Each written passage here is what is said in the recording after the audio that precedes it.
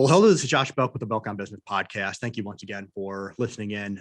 In today's podcast, we're going to have a guest. To me, every time I bring somebody on, it's always special to me because most of these people have made an influence or an impact in my life in one way or another. This gentleman today, I think that we were in a mastermind together, and he really was one that probably brought me more encouragement than just about anybody in the room. Not just in the area of business and encouraging me in regard to growth in my business, but also I think maybe even more importantly is the focus of why we do what we do, and that is to bring glory to our Lord and Savior. And with this week being Christmas week, and I'm going to try to get this out before the Christmas holiday as we wrap up 2022. I really do hope, and we will talk a lot about business, and I'll give Glenn's bio here in just a moment, but we will talk a lot about business, and I think you'll find a lot of tremendous value from a man who has a lot of wisdom to give as it relates to business. But I think more importantly, as we focus a little bit on the reason for this time of the year, and I think really what really should be the reason behind our businesses. This is Glenn Stromberg, a really good friend of mine, a mentor of mine. And Glenn, I appreciate you being on the podcast today and for joining us. Josh, it's absolutely my pleasure. Thanks for having me. And I'm proud of you. Like I say, man, this is awesome that you're doing these podcasts, and you're doing a great job. And it's an honor to be here today. Thank you, Glenn. I appreciate that. So Glenn Stromberg of Stromberg Investment Group. And Glenn, I think you're in about 4 or 5 states now, if I remember correctly. Correct. And most, I think, in the South and in the East. But Glenn, for decades, has been a leader in manufactured homes on land and what he calls the best kept secret in real estate investing. And really, Glenn has been responsible for changing the conversation and paradigm of how investors and homeowners view mobile homes. Additionally, Glenn works with investors in building and maintaining wealth through real estate. So just kind of a little bit of what Glenn does, and he'll probably talk a little bit about this as we work through the podcast. So Glenn, you're originally from up in this area where I'm at in the Chicagoland area. If I remember correctly, I think Elk Grove Village, and you kind of grew up there. And for any of you that are listening, if you're kind of familiar with, from those of us that are in the Chicagoland area, kind of very much a blue collar, kind of really hard nosed area. My dad worked in a steel mill. I think your dad was maybe in a construction trade or something to that effect. And so kind of that just, we get up early, we work our backsides off all day, we grind, we pay the bills, we support our families, we're try to be good fathers in our homes, good husbands to our wives, but really kind of that drive of kind of having a work ethic. And I know your dad instilled it in you. I've heard you talk about that. But can you tell us a little bit about your journey from Elk Grove Village, kind of growing up in that blue collar style home to really being a successful entrepreneur? Yeah, really good, Josh. And you're right. I mean, my dad was a mason contractor, did a little bit of building in the Chicagoland area. My dad still lives in Elk Grove Village, by the way. And so I go back there 3 times a year and so forth. But yeah, the thing that I remember as a kid was I'd get up really early in the morning. He'd already be up doing blueprints, and he'd be up at 4:35 in the morning getting after it. And so, yeah, I think he did instill that work ethic in me. And, he also always told me, if you don't go to college and get a degree, you'll probably end up being a bricklayer's laborer the rest of your life, or a bricklayer. And I knew I didn't want to do that because that was hard work. It really did teach me hard work, throwing block up 3 scaffolds high and then climbing up and throwing mortar behind it and stuff like that. And I knew I didn't want to do that the rest of my life. So I went to college, got a business degree, and shortly thereafter, I moved to Texas. I moved to the Dallas-Fort Worth area, and I've been here ever since. And, I look at it that everything, God's got a reason for everything. And I woke up one night in the middle of the night, and I had a couple of friends that moved here the year before. And I said, you know what, I'm going to move to Texas. I'm going to try it for 6 months. If I don't like it, I'll come back, and been here ever since. And everything's worked out great. So. And I'm sure you don't miss the cold winters that we're about ready to face up here. I do not miss that at all. No, I don't. So that's something I don't miss. So you are, and I've heard this, and as far as descriptors of you, as kind of being someone who really leads and operates from a place of authenticity and I think trustworthiness, and kind of having the opportunity to get to know you. I think those are both true. And with your humility, you may not acknowledge that necessarily, but I think that those are 2 important traits. But what core values, you think about a business owner, what core values should a business owner really possess if he or she is going to succeed in decades in business like you have? To me, it all starts out with honesty and doing business right? And really, I tell our team this at every meeting that we have. we really only have to worry about two metrics. Number one is exceed expectations for our investors and exceed expectations for our tenants. If we do those two things in our business model, we don't have to worry about us, right? But yeah, it's the golden rule: treating people the way that you want to be treated. No matter if it's employees, if it's tenants, investors, just treat people the way that you want to be treated, right? And so those are our main core values. And when we keep our eye on that, we can't help but to do good as a business also. As you look back kind of on your journey through entrepreneurship, if you were consulting or mentoring a business owner, I think of, back when you really kind of helped mentor me a little bit, somebody who's really trying to figure things out. Maybe they're in those early stages of business. They're kind of grinding it out, working long hours. And, they seem to just really struggle to even get to the point of seeing any sort of profitability in a business. What would you say to that business owner? Boy, that is an easy one. Expand your network, get in mastermind groups. The book Think and Grow Rich, I was fortunate to read that when I got out, when I first got out of college, and they had it right. The top people that back then, I think it was in the 1920s, the top people, they all attributed their success to mastermind groups. You and I have been in multiple mastermind groups, still are. And, I always use this phrase: sometimes your hand's right in front of your face and you can't see it, and other people help you see it, right? And, so I would encourage young people, if you're trying to do it on an island by yourself, you'll never, you can run a business. It can be fairly successful, everything else, but you'll never get where you're supposed to be without other people in your life. And to me, it's real simple too. I tell young, because I do mentor a lot of young people, and I tell young people this all the time. This is real simple. Go find someone who's where you want to get to, and go find out how they did it.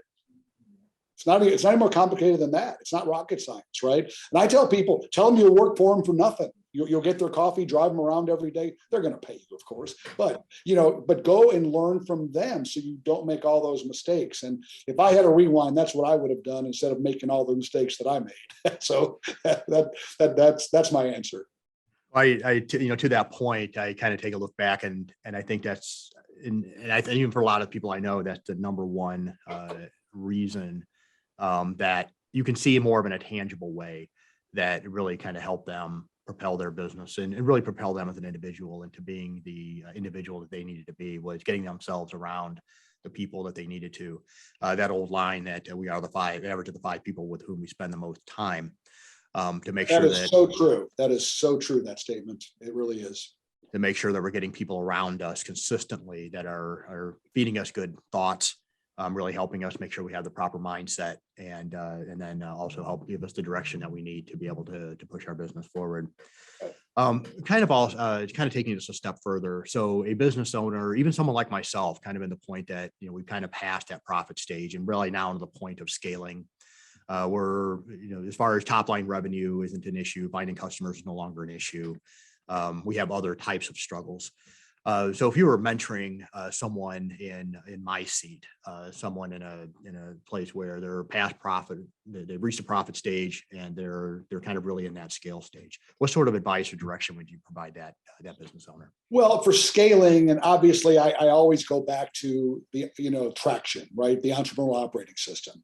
We could have never scaled without coming up with the systems and the processes that we did, right? The way we were just kind of, we had our own systems, but we couldn't have scaled with them. So getting an entrepreneurial operating system, our mutual friend Eddie Wilson does a deal called Empire, which is fantastic, and getting an entrepreneurial operating system in place. But the real key to scaling is getting the right people. I mean, if it's not rocket science there either. If you got the wrong people, you won't get there. If you get the right people, you will get there. And one of the things, Josh, that I've learned too is a lot of entrepreneurs have a problem paying people what they're worth.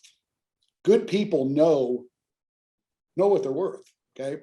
And you've got to be willing to pay them. And to me, it's not an expense, it's an investment, because your people, and I have learned this in my career, people make you look way better than you are, or they make you look way worse than you are. It's just that simple. And so yeah, I am very blessed and fortunate to have an awesome team, just an awesome team, and they make me look good, and like what all the entrepreneurial operating systems preach is, and it's so true. And I never understood this when I heard it the first couple of years, that a visionary, a CEO, which I am, is supposed to work on the business, not in the business.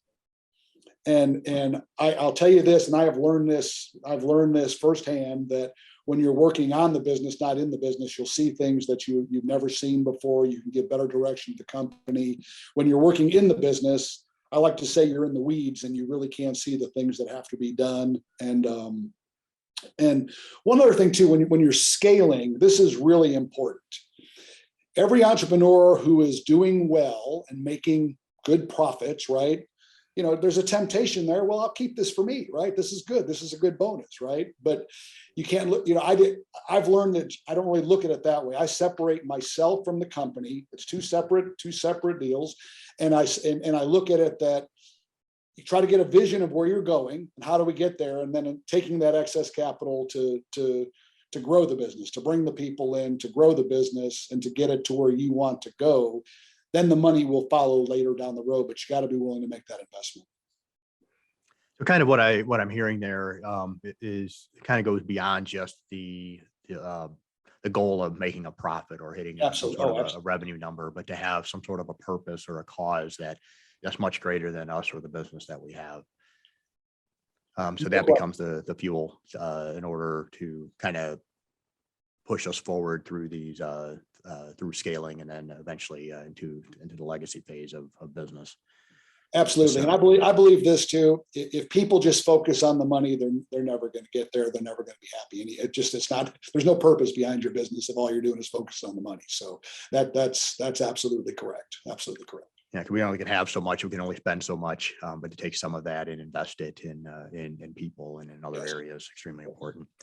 So you've been an entrepreneur and an investor, a real estate investor through business cycles, especially I think back into 2008, and an area, and I've heard you talk about this before, that was kind of a transition time for you, as it was for so many people that were in the space. Saw a lot of business owners fail during this time. They didn't make it, and of course, you're not just that business cycle or that disruption, but also others as well. So when you kind of take a look back at that time period in specific, how should a business owner prepare for the next recession or next crisis that we may be dealing with? Of course, we had the COVID, last year. We think back to 2008, and then even earlier on in your career, you kind of you lived through the kind of the difficult years of the late 70s and early 80s with the recession and whatnot. So you've seen many business cycles. How do you advise a client as far as to prepare for that next recession or crisis? Yeah, great question. And like I say, I just to give the listeners a feel for my 2008 story, which is like I was fixing and flipping manufactured homes like I do today. Okay, I was doing the same thing, and life was good. I was working out of my house. I think I was doing 3 a month, making $30,000 a piece per house. So I was doing great, right? Then when 2008, when the crash hit, the capital markets froze. I couldn't give away a house. I mean, you couldn't sell. It just no one was buying, no one was financing. It just froze, right? So I didn't have a choice. I had to learn my current model. I went out and interviewed property management companies because at the time I think I had 18 properties that were I couldn't sell, right? So I had to put tenants in them because I had investors, and I always say this: I'd rather take a bullet to the head than not pay my investors, right? So I had to redo my whole business model, put investors in or put tenants in the property, develop the property management system. And it's funny how it works, because now it turned out to be the biggest blessing in disguise. The first of the month, our month is made, right? We've got the money coming in. And so I would encourage people the question's not if another reset or crash is coming. It's coming. I don't know when. I always joke about this. Honestly, I thought it was going to happen 3 years ago, but it's to me, something just doesn't smell right out there right now, and I feel like there's something's coming, right? I feel like something's coming, and the history books, something is coming. I don't know when though, right? So I think every entrepreneur has to think in their business model, how do I prepare for when it happens? I think that's where people get in trouble. They think that it's always going to keep going like this. It's always going to be good. Nothing's going to happen. And then they get caught in trouble. So. Okay. So you have been, and you continue to be a leader in changing the conversation paradigm as it relates to mobile home, both as a resident and an investment. How does someone become a leader in changing a paradigm, changing the way that people look at in the case with mobile homes? Of course, a lot of people, they think, immediately of trailers. Okay. Kind of what we know technically as being kind of this personal property type investing. And you've really kind of come in and kind of changed really how I think both homeowners and also investors look at this. And I think for all of us that really want to kind of make an impact. Of course, you have people out there that are influencers, right? Which is they talk a lot and don't really produce much of anything. But someone that really truly wants to kind of make a change the conversation, change the paradigm like you have. How does someone go about doing that? Oh boy, that's a tough one. I mean, I look at it, God's given me a platform. Okay. So I look at it that way, number one. So, but what, when I started my model, right, this was in 2006, and, I'm going to start leasing out mobile homes, right. Or 2008 in that area. Everyone said, you can't do that. Nobody does that. That doesn't work. Right. Well, I go, no, it's going to work. I just know it's going to work. Right. And, part of it's education, right? I'm on a lot of podcasts. I'm in a lot of mastermind groups. I'm very fortunate. I'm asked to speak at events and at IRA events and things like that. And it's just kind of funny because what I'll do when I speak, and I'm sure you've seen this, I'll show a picture of an old 1970 12 by 60 mobile home that's metal sided, has tires on the roof, and I go, how many people think this is what a mobile home looks like? 80% of the hands go up. Then I show them the stuff that we buy, and they're beautiful. They're 1,500, 2,000 square foot. They have every amenity a single family home has. They're on a half an acre to an acre tract of land, and people go, whoa, I had no idea. And I've said this before, but my dad came to Texas to go look at 15 of my properties. He's got once again, a tremendous construction background. He looked at him and he goes, whoa, these are built better than most of the tract houses in Chicago. So I said, I told you they're good, right? So yeah, I've been given just over time, just with the podcasts I've been on, the speaking events, and yes, I've been given a platform. I'm part of Think Realty, American Association of Private Lenders. We've gone to Washington to talk to Congress, and so gotten a platform there. And actually, it's kind of things are starting to head in our direction too. Like Ben Carson, the former HUD secretary, he was a big advocate of manufactured homes. And I think today there is such a affordability crisis in America that they're going to have to loosen up the zoning. And just for your viewers too, when people think of mobile homes and where they're at, they think of mobile home parks, right? They're all lined up and they, just single wides. This isn't what we're talking about. These are individual homes that are on a half an acre tract of land. They have a deed of trust or a mortgage on them, just like a single family house. They're beautiful, and they're just a great place to live, and they're half to the third of a cost of a site built home, and the rents are proportionally much higher. But I think to just dive deeper on your question, how does someone become an influencer in their industry? By getting that presence, right? And networking, just like we talked about, networking, getting in the groups, making the contacts. And if you have a passion for what you do in your industry, it will show. And like I say, in my case, God made a way to give me a platform to do it. So it's been really cool. It's been really cool, and it's a lot of fun. So. I know you probably wouldn't say this about yourself, but you've kind of really done the right thing for the right reason for a really long time. Well, and I kind of think that, for all of us who, I'm not too many years younger than you are, but, that kind of looks at someone like you. And I think that maybe one thing that we can specifically learn from you, regardless if we're looking for a platform, whatever the case may be, but to always do the right thing for the right reason for the entirety of our lives. Sure. So The first time I heard you speak, you talked about, and it was at a mastermind presentation. It was a smaller group, I don't know, maybe 30 of us or so, and I heard you speak. And every time that I heard you speak, you talk about two things. You always talk about what you did, which was the concepts you just talked about as it relates to mobile homes, but you also talked a lot about God's role in your life. As kind of him being the CEO of your life and your business. And I had never heard that concept before. I've always, I'd heard growing up in a home where we went to church and these types of things. And we kind of, I think sometimes put kind of God in this box, right? So God is kind of, we deal with him, kind of in our morning, maybe in our spiritual time, we go to church on Sundays, that type of thing. But there seemed to be kind of this line that was drawn, this barrier that kind of want to enter my business. God just kind of like, yeah, he's there, but is he really truly there? And I know every time I heard you speak, you talk about this concept. Can you talk a little bit about that and what practically does that look like?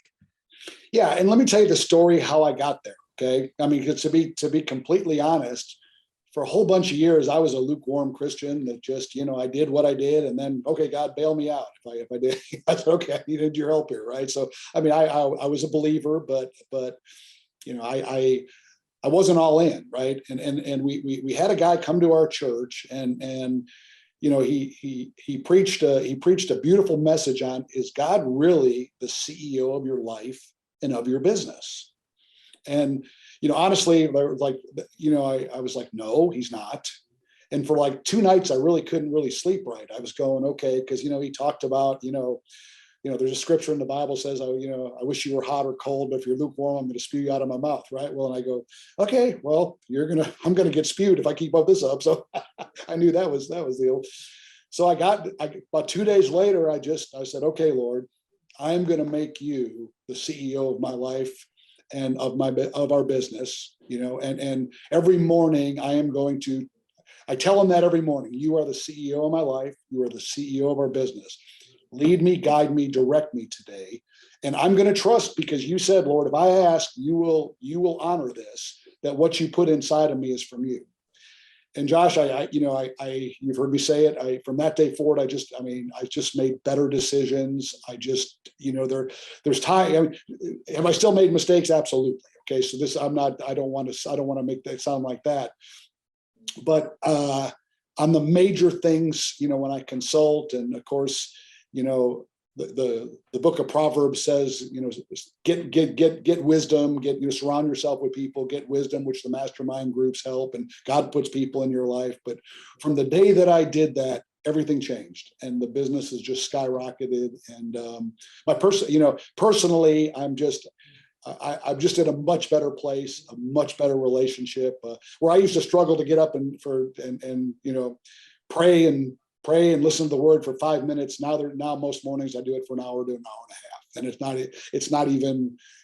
And I look forward to when I get up in the morning. So, like I say, that's what it's done for me. And I encourage people out there, try it. And I'll go on record to say if it worked for me, it'll work for you too.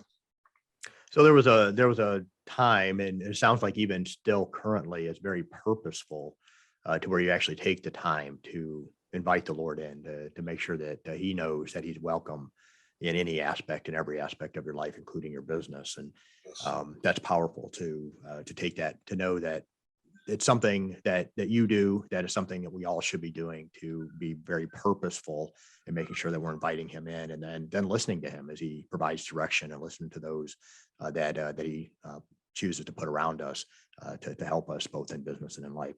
This is a question I ask most every time that I have someone on the podcast.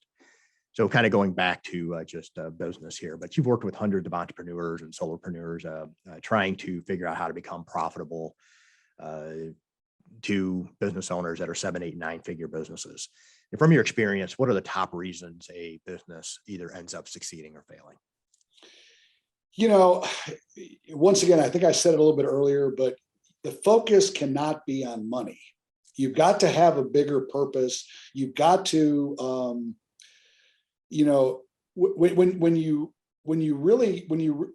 attitude's one. right? Attitude is definitely one. You have to have attitude. You have to have the faith. You really got to know where you're going too. You got to know where you're going and why you're going there. Not everybody should scale. Not everybody should. It's not, there's no, you got to find out your own comfort level. You got to find out where you want to be and where you should go. But I would say that, I use this analogy all the time.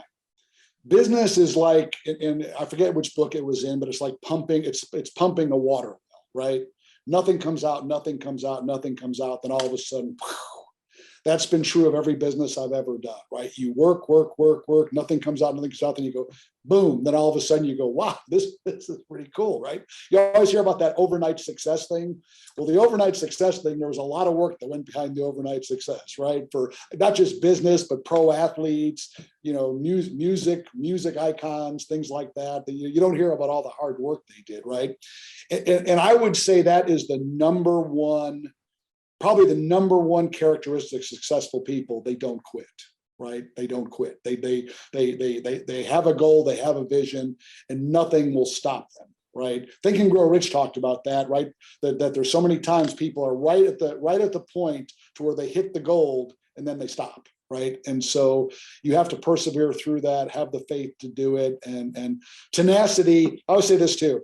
I would much rather work with someone who has average talent and tremendous desire than someone with tremendous talent and average desire all day long. The person with the tremendous desire will always outperform the one with the talent and not the desire every time. Because you can train, educate to try to develop someone's skill set. Trying to add to somebody's character many times just isn't going to happen. And that brings up too, like kind of my motto, and of course I didn't make this up. I've heard preachers say this and business people say this, but I've got this in my daily goals too, to love God, love people, and stay humble. Okay. Those three things. And of course, hard work comes into play too. Right.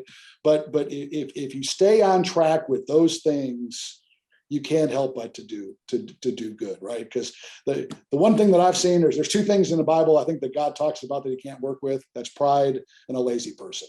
If you don't have, if those are the only two things I think you can't work with. Anybody else he could work with just fine. So that's what I've learned through the years. Glenn, if people want to find more about you or to learn a little bit more about what you do, what's the best place for them to get a hold of you? Best place is to go to our website. It's www.Stromberg Investment Group. You see the sign, the spelling behind me, StrombergInvestmentGroup.com. We have information about our business. We have information, like I say, about what we do and how we do it. And if anybody ever wanted to chat with me, whatever, we got an information line or a deal that we can, we'd be happy to reach out. And I'm not formal either. They can call me too. I love helping people, and I always consider it an honor when someone calls and asks me, for some advice or for some help. So. Wonderful. And I know if you just go to YouTube and search your name as well, I know there's quite a bit of tremendous content, other podcasts that you've been on with mutual friends of both of ours that you talk a little bit more about some of this, and as well as a little bit more in business as well. So we'll put a link to your website in the show notes. Great. Glenn, I can't express my gratitude to you enough for taking a few moments and really just giving us a tremendous amount of not just knowledge, but wisdom that if you listen to this, I know you probably have jotted down quite a few pointers and I think real practical things that we should be doing, especially as we wrap up 2021 and enter 2022. So many of us hit reset buttons. And I know there's a number of things that we could implement into our life as we sat here and listened to you talk today. So Glenn, once again, thank you very much. For my listeners, this is Josh Belk with the Belk on Business podcast. Thank you once again for listening in. If you haven't already, please consider subscribing. Have a wonderful day.